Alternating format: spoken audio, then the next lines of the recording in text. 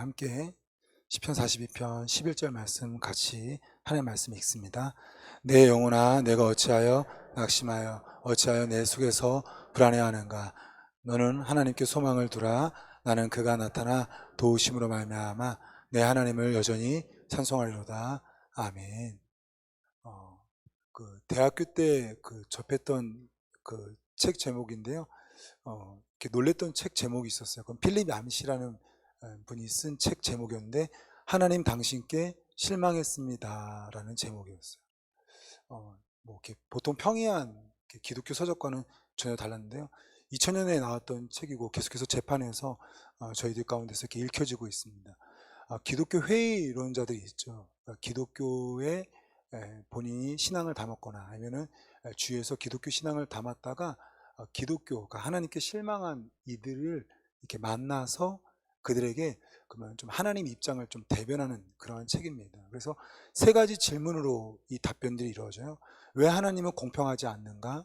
두 번째, 왜 하나님은 침묵하시는가? 세 번째, 왜 하나님은 숨어 계시는가? 라는 겁니다. 오늘 시편 42편은 바로 그런 회의 중에 빠진 성도가 또 쓴 시입니다. 우리 5절 말씀 보니까 이런 단어가 되어 있죠. 내 영혼아 어찌하여 네가 어찌하여 낙심하며 어찌하여 내 속에 불안하는가. 하나님을 믿는데요, 내 안에요 낙심이 생기고 또 불안이 생기는 겁니다.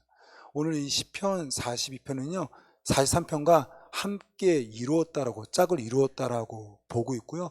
세 개의 연식, 이렇게 세 개의 연이 있습니다. 그래서 42편 1절부터 5절, 또 6절부터 방금 11절, 그리고 43편이 있습니다. 똑같이 맨 마지막이 비슷하게 끝나요. 우리 43편, 우리 5절 한번 또 읽어볼까요? 같이 읽겠습니다. 시작.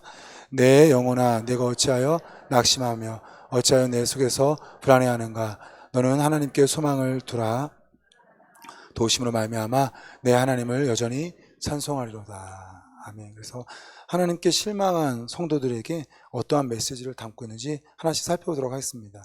하나님께 실망했나요? 그럼 놀라지 말고요, 다른 사람도 그랬다는 것을 알았으면 좋겠습니다. 하나님께 실망했나요? 그럼 놀라지 마시고요, 다른 사람도 그랬다는 겁니다. 하나님께 실망한 사람들에게 첫 번째 메시지는 다른 사람도 그랬다는 겁니다. 무슨 말이냐? 하나님을 믿고 하나님을 따라요.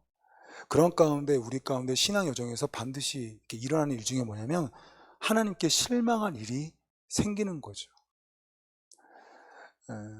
오늘 여러분 우리가 갖고 있는 것은 성경이라고 하죠. 성경은 하나님 말씀이라고 우리가 소위 말합니다. 하나님 말씀.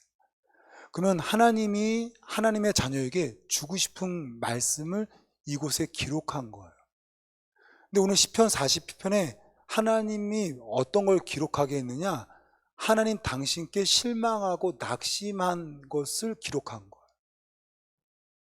그러면 하나님이 하나님 말씀을 주셨을 때 하나님 믿고 의지해서 하나님 역사에서 되게 잘된 내용이 쓰여 있는 것이 우리의 예상인데, 우리가 하나님 믿다가 어떻게 됐대요? 낙심하고요, 하나님 믿다가 불안해 된 거예요. 그것을 물론 사람이 쓰게끔 했지만 하나님이 그 사람을 주장해서요 하나님 말씀으로 기록하게 한 거였어요. 오늘 조금 더 구체적으로 보자면 우리 시편 40편의 부제를 같이 한번 읽도록 하겠습니다. 우리 위에 있지요? 함께 한번 1절 위에 있는 이렇게 가로로 쳐져 있는 것을 같이 한번 읽어볼까요? 시작. 고라 자손의 마스길 인도자를 따라 부르는 노래. 그러니까 고라에 어떤 사람이 지었는지 모르겠어요. 아마도 한 사람이 지은 시가 아니라 한 5명, 6명이 함께 우리 작사나 음악을 지을 때 같이 공동으로 할 때가 있잖아요. 그래서 고라 후손들 중에 한 사람이 아니라 여러 사람이 같이 이 시를 지었거나, 아니면 고라 어떤 사람이 지었는데 훗날에 누가 또 편집하고 또 편집해서 또 변경되어서 되어진 시일 수도 있는 거예요. 확실한 건 고라 자손들은 어떤 일을 했냐? 두 가지 일을 많이 했는데요, 성경에 보니까 성전 문지기나 찬송하는 자였어요. 성전 문지기나, 우리로 치면은 지금 관리집사님이시나 관리하시는 분이나 이렇게 찬양팀 성가대 역할을 했던 사람입니다. 근데 그 사람이요, 어떠한 하나님 일을 하다가 힘든 일이 생긴 거였어요. 그리고 그 힘든 일이 생겼을 때 그들 가운데서 노래를 지어서 만들어 놓은 거죠. 하나님께 실망했어? 너무 놀라지 마. 그거는 누구나 그럴 수 있는 거야. 라면서 이 시를 지은 거예요. 그러니까 고라자손이 하나님께 실망했을 때 그들이 그 시를 지었고 훗날에 야, 이 심정을 가지고 다른 사람들도 충분히 그러니까 시편으로 남기자 하고 하나님께서 허락하셔서 주장하셔서 기록하게 한 거예요. 엘리야를 기억하시나요? 열왕기상 19장에 보니까요, 우리 4절 말씀 함께 이렇게 표현했는데요. 여러분 잘 알고 있는 말씀이죠. 함께 화면에 보겠습니다. 같이 읽을까요? 시작. 자기 자신은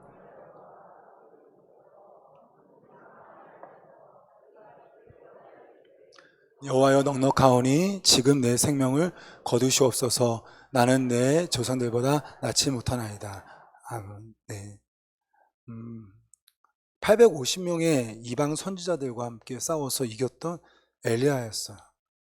3년 반 동안 그가 기도했을 때 하나님께서 그 기도를 응답하셔서 나라의 저주시가 응답되었어요.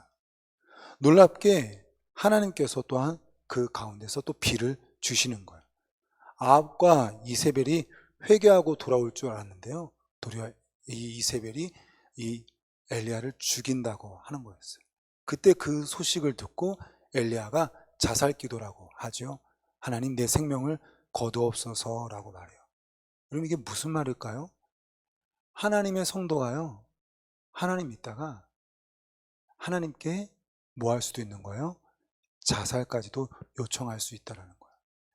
엘리야의 흠을 기록한 것이 아니라 엘리야처럼 우리가 신앙생활하다가 하나님 저 죽고 싶어요, 저 그냥 생명 거두어 가주세요 라고 하는 것처럼 하나님께 실망할 때가 있다는 거예요. 코로나 시대에 신천지에 코로나가 걸리면, 그들 가운데 걸리면 우린 이해가 가요. 어떤 면에서 하나님이 뭔가 항하려고 하시는 거구나. 근데 참 조심스럽게 성도들이 또한 목회자들이 코로나에 걸리는 거예요. 그땐 참 마음이 아파요. 교회가 문을 닫고 이웃들에게 손가락질을, 이전에 저희 교회가 폐쇄되었을 때 교회 앞으로 침을 뱉었다는 것을 본 성도의 이야기를 듣게 되었어요. 아니, 만약에 하나님이라고 한다면 이 조심스럽게 예배드리는 성도가 만약에 코로나는 이런 감염, 이런 세균이 우리 교회에 들어올 때 하나님이 강권적으로 막으셔서 성도만큼은, 예배드리는 자만큼은 보호해 줘야 되는 것이 아닐까요? 근데 하나님은요, 그렇지 않고 그냥 감염되게 하신 거예요. 그리고 확진에 걸리게 한 거고요, 교회가 폐쇄되게 한 거예요. 그래서 어떻게 되냐? 하나님께 실망하게 돼요. 낙심하게 되고 마음이 무너집니다. 오늘 이 시인을 썼던 고레자손들이 이런 기록을 했어요. 한번 어떤 사람들이었냐? 함께 4절 말씀 같이 한번 읽도록 하겠습니다. 4절입니다. 같이 읽게요. 시작. 내가 전에 성의를 지키는 무리와 동행하여 기쁨과 감사의 소리를 내며 그들을 하나님의 집으로 인도하였더니 이제 이를 기억하고 내 마음에 상하도다. 저희가 예배 때 성가대가 첫 예배를 이끄는 것처럼요, 당시 어떤 행렬이 있었나 봐요. 그러니까 성전에 가기 전에 그러면은 맨 앞에 찬양대들이 섰겠죠. 오늘 고라 자손들입니다. 그들이 찬양하면서 뒤에 성도들이 그 찬양의 은혜를 받으면서 하나님의 성전으로 이렇게 걸어가고 있는 어떤 행렬이었어요. 그렇게 헌신하였고 그렇게 하나님을 찬양했던 자였는데요, 글쎄 어떤 건지 모르겠지만 고난을 받은 거예요. 어려움이 당한 거예요. 그래서 사람들이요, 그 사람을 보고 이렇게까지 말하기 시작했어요. 함께 우리 3절 말씀 같이 한번 읽어보겠습니다. 3절입니다. 시작. 사람들이 종일 내게 하는 말이 내 하나님이 어디 있느냐 하오니 내 눈물이 취하로 내 음식이 되었도다. 우리 10절도 한번 같이 읽어볼까요? 시작. 내 뼈를 찌르는 칼같이 내 대적이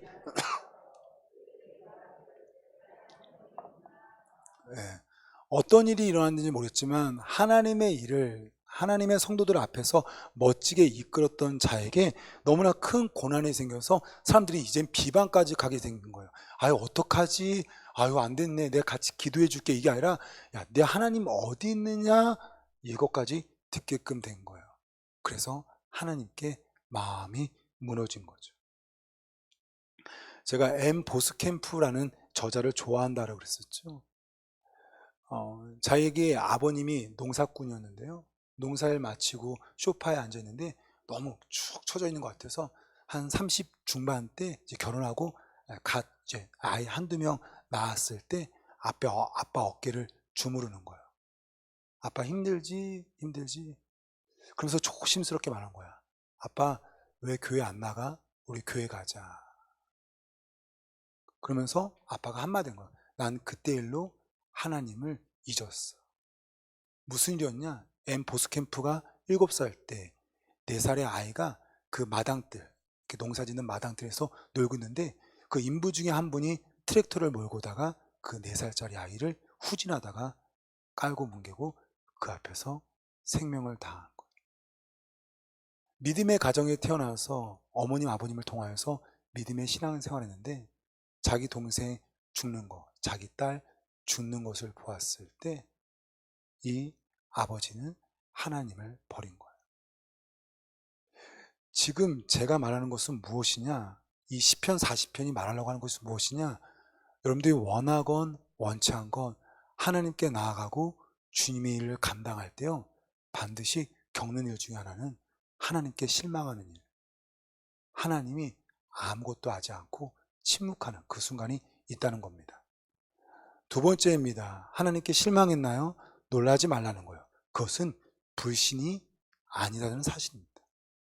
내가 하나님께 실망해요. 그리고 내가 놀라는 거죠. 그러나 그것은 불신이 아니라는 거예요. 고라자손이 시편 40편을 썼습니다.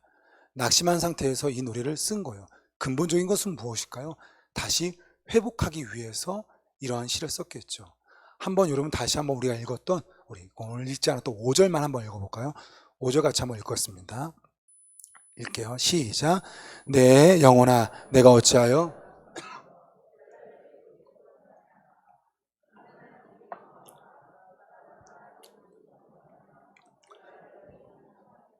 네, 여러분이 볼 땐 여러분 믿음이 있는 거예요? 믿음이 없는 거예요?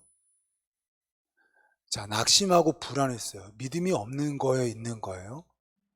근데 여전히 소망을 두기를 원하고 하나님께 찬양하겠다라고 해요. 낙심하고 실망하고 불안할 수 있어요. 그러나 그러한 감정 상태에 있다고 해서 하나님을 향한 믿음이 없는 것은 아니다라는 거죠. 지난주 창세기 26장에 이삭을 보셨죠? 한번 여러분 쭉 보세요. 흉년이 들어서 양들이 죽어가자 애굽으로 내려가겠다고 결정을 했어요. 그럼 믿음이 있는 거예요, 없는 거예요? 근데 애굽으로 내려가다가 그랄이라는 곳에 도착했어요. 하나님이 나타나셨어요. 야, 가지 마라. 너 약속 믿고 가지 마라 하고 더 이상은 이제 안 갔어요. 믿음이 있는 거예요, 없는 거예요? 근데 그랄에 도착하자마자 그 남자들, 이방의 남자들과 그 왕이 너무 무서웠던 거예요. 그리고 거짓말을 합니다. 속입니다. 우리 형제, 우리 오빠, 동생으로 우리 말하자. 믿음이 있는 거예요, 없는 거예요? 그랄 땅에서 부자가 됐는데요, 너무 시기질투해서 그랄의 목자들이 그의 우물들을 계속해서 쫓아오면서 막고 또 막고 또 막습니다. 근데요, 그가 그 우물을 양보하는 거예요. 전쟁을 일으키질 않습니다. 믿음이 있는 거예요, 없는 거예요? 우린 때론 믿음이 있는 행동을 하고요, 우린 때론 믿음이 없는 행동들도 합니다. 어떠한 환경과 어떠한 사람 때문에 마음이 무너져서 신앙적이지 않을 때도 있는 거죠. 그러나 그것은 믿음이 없는 것이 아니라는 겁니다. 딸, 자식이 너무 화가 나서 엄마는 엄마도 아니야 하고 집을 나간 거였어요. 한 달 동안 가출했던 딸이 집에 돌아와서 엄마에게 미안하다고, 잘못했다고, 사랑한다고 말합니다. 여러분 어때요? 딸이 엄마에게 화내고 낙심하면서 소리 질러서 한 달 동안 나가 있을 때 엄마를 사랑하지 않은 건가요? 그녀가 돌아왔을 때야 그때서야 비로소 엄마를 사랑한 건가요? 아니겠죠. 화나고 낙심하였을 때도 여전히 그는 사랑했지만 그의 사랑의 감정만큼은 무너졌던 거였었죠. 코로나로 집에서 예배드리는 성도가 있습니다. 계속해서 화상으로 영상으로 예배를 드려보니까 1시간 20분이 힘든 거예요. 그래서 설교만 듣기 시작했어요. 근데 설교만 듣다가 갑자기 핸드폰도 하고 옆에 사람과 말하다 보니까 이젠 설교도 들어오지 않고 이젠 주일날 설교 영상, 예배 영상조차 보지 않는 거예요. 그럼 뭐라고 하겠어요? 믿음이 있는 거예요, 없는 거예요? 믿음이 없는 거예요? 만약 그 성도님이, 그 청년이 다시 코로나 끝나고 돌아왔어요. 그리고 예배를 드려요. 그럼 그 믿음이 있는 거예요? 믿음은 변함없이 하나님께서 우리에게 주신 선물이라고 했어요. 우리의 마음이 무너져서 믿음의 행동을 하지 않을지라도 그 가운데 믿음이 있는 거예요. 오늘 그 얘기하는 거예요. 하나님께 낙심하고 불안한 겁니다. 그래서 하나님을 떠날 수도 있는 거예요. 그러나 다시금 하나님께 돌아오게 되기 때문에 그 실망 가운데 이것만큼은 잊지 말라는 거예요. 믿음이 있는 거예요. 여러분의 가족 중에, 여러분의 자녀 중에 혹여 하나님 곁에 있었다가 하나님께 실망하고 목회자에게 교회에 실망해서 떠난 분이 있을지 모르겠어요. 지금에 있는 이 순간 가지고 믿음이 있다, 없다 말씀하지 마시고 하나님의 넓은 계획 가운데 그래. 지금 마음이 무너진 것뿐이지 하나님께서 인치신 그 믿음은 그 중심 가운데 있을 거야. 예수님께서 붙잡히시자 베드로는 예수님을 부인했을 뿐만 아니라 예수님을 저주했습니다. 그 저주한 순간만 본다면 이 베드로 믿음 없는 거예요. 그러나 그가 회개하고 돌아와서 멋지게 하나님의 일들을 하고 아마 우리 외경에 의하면 그는 거꾸로 십자가에 매달려서 돌아가셨다고 해요. 믿음은 하나님의 선물입니다. 우리 이런 말 하죠. 한 번 해병대는 영원한 해병대라고 하잖아요. 한 번 믿음은 영원한 믿음입니다. 한 번 하나님의 자녀는 영원한 하나님의 자녀입니다. 우리 한번 고백해 볼까요? 한 번 믿음은 영원한 믿음이다. 한 번 하나님의 자녀는 영원한 하나님의 자녀다. 자신이나 자신의 주위에 있는 사람들이 믿음이 너무 무너져서 이거 정말 믿었던 게 맞나 라고 의심이 갈 때 여러분 그것은 믿음과 별개 없는 또다시 충분히 다시 회복할 수 있는 하나님의 계획 가운데 있다라는 것으로 볼 수 있기 원합니다. 그럼 세 번째입니다. 왜 하나님은 실망하도록 내버려 두실까요? 왜 하나님께서는 나타나지 않았을까요? 그것은 깨지면서 성장이 이루어지기 때문입니다.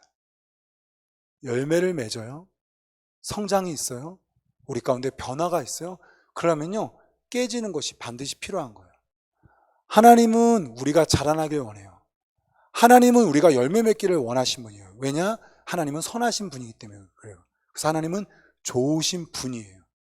그럼에도 불구하고 그 좋으신 분이 고통 가운데, 고난 가운데, 그리고 그 고통과 고난 때문에 우리가 실망했을 때도 가만히 계시는 것은 분명히 그것이 이유가 있기 때문입니다. 그 중에 하나가 뭐냐? 이 깨짐을 통해서 우리가 열매 맺고 또 우리가 성장하는 거예요. 대나무가 있어요. 여러분 잘 알 겁니다. 나무 중에 가장 늘씬하게 굉장히 높이 올라가는 나무 중에 하나죠. 근데 대나무의 특징이 있대요. 쭉 금방 자라다가 한참 멈춰 있다가 쭉 자라고 한참 멈춰 있다가 쭉 자라요. 뭔지 아시겠죠?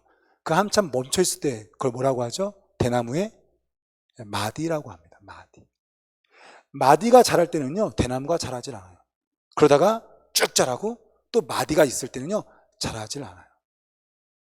대나무가 마디가 있기 때문에 그 얇은 대나무가 쭉 심지어 20m 그 이상 30m까지 올라갈 수 있다는 거예요.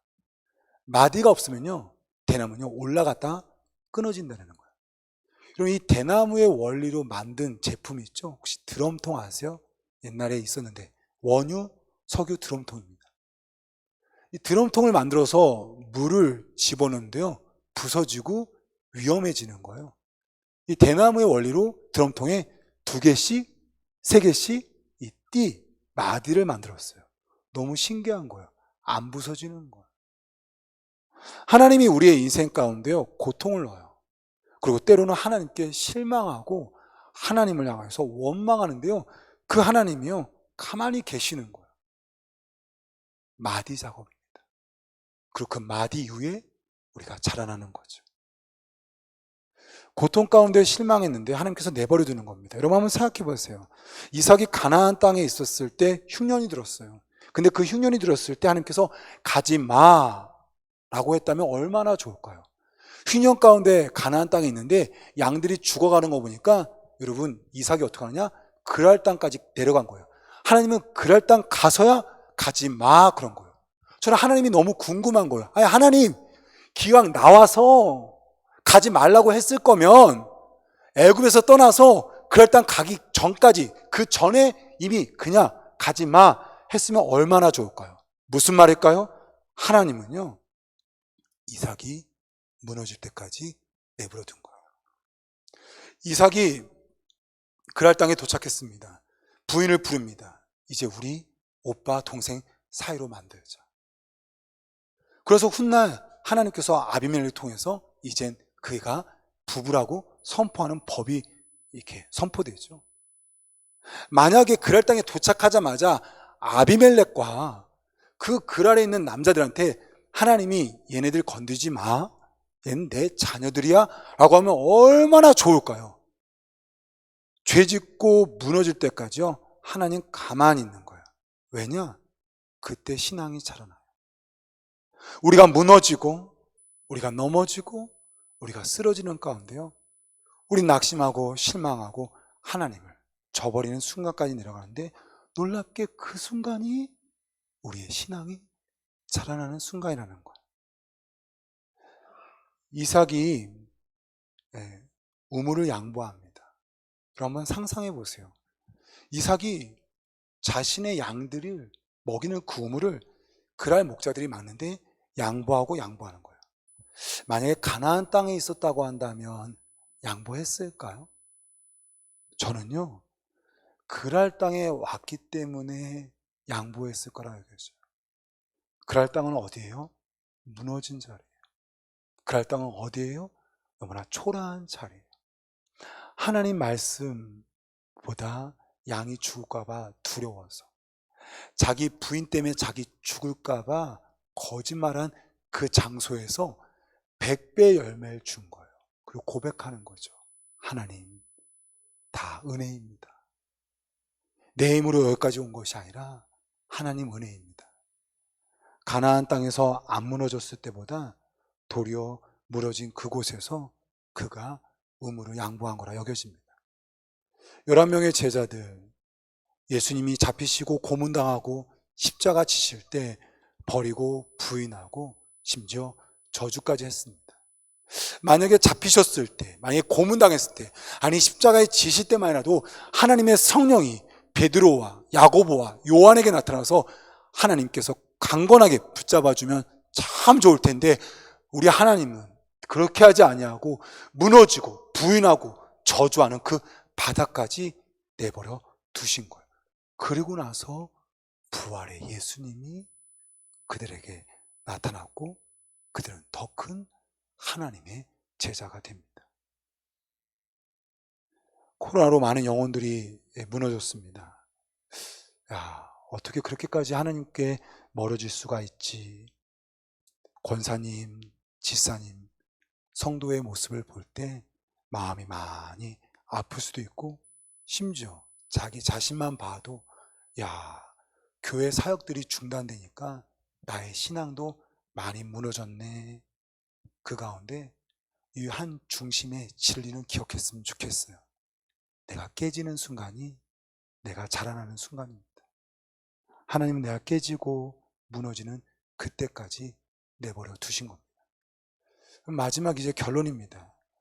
깨지면서 성장을 이룬다고 하는데요. 그러면 성장할 때 필요한 것이 무엇일까요? 분명히 우리는 실망해요. 그리고 그 실망이 우리의 끝자락은 아니에요. 그 실망은 하나의 과정 가운데 있는 거죠. 근데 하나님은 실망한 가운데 우리를 내버려둬요. 근데 훗날 이 실망한 우리가 무너졌던 그 자리에서 그랄 땅에서 이삭이 회복된 것처럼 회복하게 하는데, 그 중에 회복하는 것 중에 하나가 무엇일까요? 그것은 하나님의 이야기를 듣는 거예요. 하나님의 이야기를 듣는 겁니다. 우리 함께 6절, 7절, 8절 말씀 같이 한번 읽어볼까요? 6절, 7절, 8절입니다. 6절입니다. 시작. 내 하나님이여, 내 영혼이 내 속에서 헤르몬산과, 네, 여기까지만 먼저 읽겠습니다. 그러니까 과거의 본인이요, 이 지방에서 살았나 봐요. 이렇게 헤르몬산, 요단 땅, 그 미살산. 신학자들의 책을 보니까 요단강 북부, 그러니까 이스라엘 지도로 보면 맨 윗지방이에요. 우리로 치면 두만강 이렇게 생각하면 돼요. 두만강, 북한에 있는 두만강. 그 지역에서 그가 과거에 신앙생활 했던 것을 기억하는 거예요. 그 기억하는 순간에 어떤 일이 벌어졌냐? 우리 함께 7절 말씀 같이 읽겠습니다. 시작. 주의 폭포 소리에 깊은 바다가 서로 부르며 주의 모든 파도와 물결이 나를 휩쓸었나이다.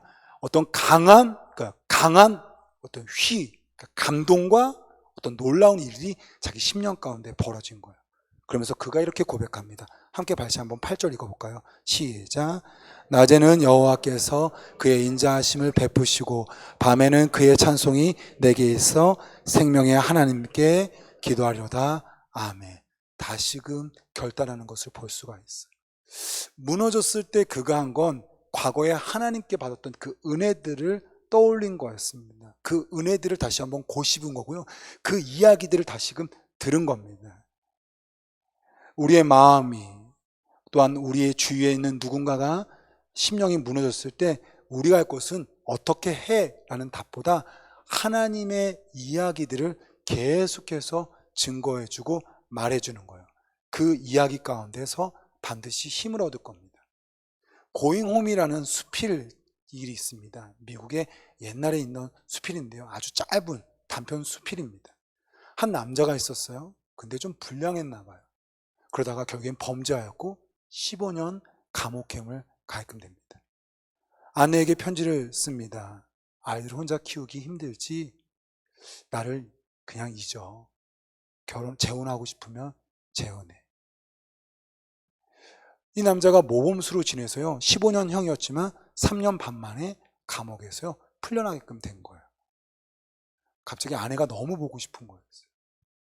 3년 반 동안 편지 한 번을 보내지 않았던 그가 추록했을 때 너무너무 아내가 보고 싶어서 다시 편지를 쓰는 거예요. 잘 지냈어? 어떻게 결혼했어? 너무 미안해. 근데 나를 한 번 더 받아줄 용의가 있다면 집 앞에 참나무 있지? 거기다 노란 손수건 하나만 걸어줘. 왜냐면 이제 남편이랑 다른 사람이랑 결혼한 걸 보면 서로 큰 상처가 될까봐 멀리서 이 여인이 이 남자에게 내가 당신을 받아들이겠습니다 하는 어떤 사인 같은 걸 집 앞에 있는 참나무에 노란 손수건을 걷는 거였어요. 편지를 보낸 후에 이제 며칠 후 버스를 타고 집에 가는 겁니다. 30분, 20분, 이제 10분 남은 거예요. 마음의 초조함이 너무너무 큰 겁니다. 어떻게 했을까? 노란 손수건이 매달려 있을까? 안 매달려 있을까? 근데 집 앞 가까이 왔을 때요, 참나무에요, 노란 손수건이 수백 개가 걸려져 있는 거예요. 피트 해밀이라는 사람이 쓴 수필입니다. 이 수필이 여전히 사람들에게 읽혀지고 심지어 미국의 팝송으로 이 노래가, 이 가사가 노래로 만들어진 거였어요. 여러분, 왜 그랬을까요? 미국의 수많은 가정들이 무너졌어요. 수많은 가정들이 깨진 거예요. 혹시나 통계를 알겠지만 미국의 흑인은요 3분의 1이 다 범죄 기록이 있대잖아요. 근데 이 이야기가, 이 노래가 놀랍게 불리워지고 들려졌을 때 깨진 가정이 회복되는 거예요. 하나님의 이야기, 하나님의 말씀은요 살아있고 힘이 있습니다. 여러분 믿으시나요? 이 말씀은 나의 영혼을 살리고 소생시킵니다. 우리 대표적인 말씀 하나 같이 한번 읽어볼까요? 여러분 암송해 놓으면 참 좋을 것 같습니다. 시편 119편 25절입니다. 같이 한번 읽도록 하겠습니다. 시작. 내 영혼이 진토에 붙어 싸우니 주의 말씀대로 나를 살아나게 하소서. 우리 진토에 붙었다는 말은요, 은유적 표현입니다. 이렇게 티끌 같은 데에 내가 붙어 있다. 이게 무슨 말일까요? 완전히 망가진 거예요. 완전히 무너진 거예요. 말 그대로 뭐 이렇게 사업으로 치면 부도난 겁니다.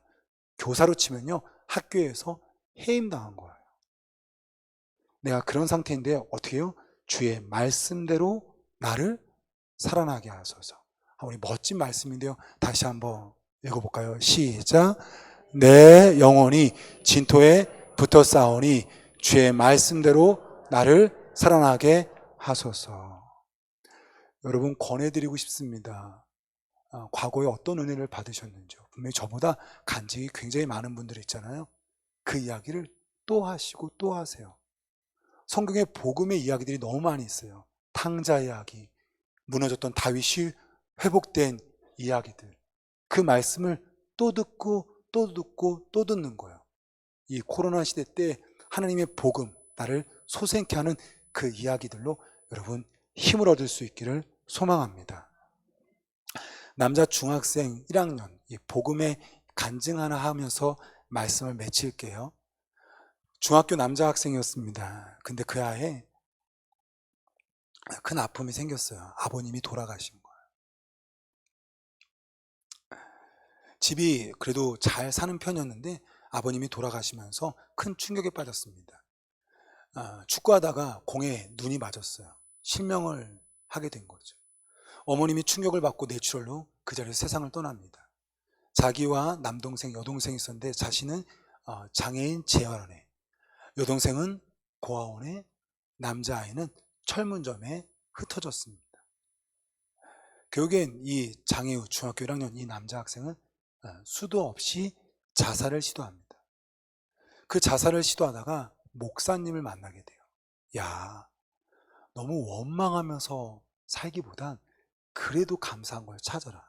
이 학생이 소리를 지르면서 목사님께 욕하는 거죠. 목사님이 나 같으면 뭘 감사할 수 있겠냐고. 부모님 다 돌아가시고 축구하다가 시각장애가 됐고 내 동생들은 지금 뿔뿔이 흩어졌는데 그럼에도 불구하고 이 목사님이 계속해서 권해준 거였어요. 그래도 감사해야 돼. 근데 신기한 거예요. 그때부터 이분이 교회를 나오기 시작하는 거예요. 이 학생. 그러다가 걸스카우트 봉사 시간이 있었나 봐요. 이 장애우 센터에 걸스카우트들이 왔고 그날따라 봉사는 한 학생들이 이렇게 붙은 겁니다. 자기에게는 한 여대생이 붙었어요. 그리고 자신에게 말동무가 되어졌습니다. 근데 이 여대생이 너무나 감동을 받았는지 이제는 봉사하러 왔던 그날 빼놓고 그 다음 주말부터 계속해서 와서 책을 읽어주고 먹을 거 사주고 심지어 이 학생의 서울 나들이 구경들을 시켜주기 시작한 거였어요. 그렇게 지내다가 1년 지나서 이 자매가 동생인데도 불구하고 권합니다. 야, 우리 누나 동생 하자. 그렇게 하면서 이렇게 같이 6년을 지냅니다. 그러고 나서 결혼을 하게끔 됩니다. 깜짝 놀랐죠. 여러분 혹시 누군지 알겠어요? 강영우 박사님. 지금 강영우 박사님의 제가 우리가 오르지 못할 산은 없다라는 책의 아주 일부를 소개시켜 드린 거예요. 그 뒤에 있는 모든 내용을 지금 설교하기는 너무나 긴데요. 여러분 장애우들의 가장 큰 소원이 뭔지 아세요? 하나는 결혼, 하나는 직업입니다.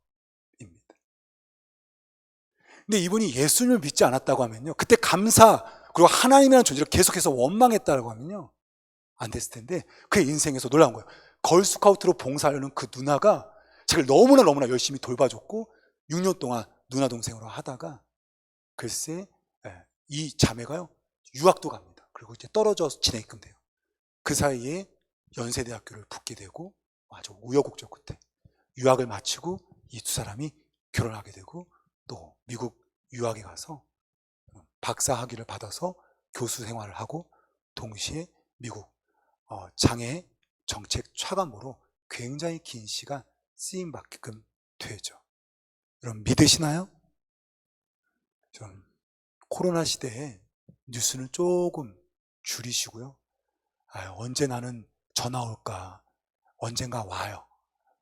언젠가 오니까 제발 너무 이렇게 조급해하지 마시고, 전 그보다도 이런 복음, 하나님이 일하시는 하나님의 이야기들을 계속해서 듣고 마음 가운데 심령이 솟게 되는 역사를 우리 가운데 경험할 수 있기를 바랍니다. 함께 일어나서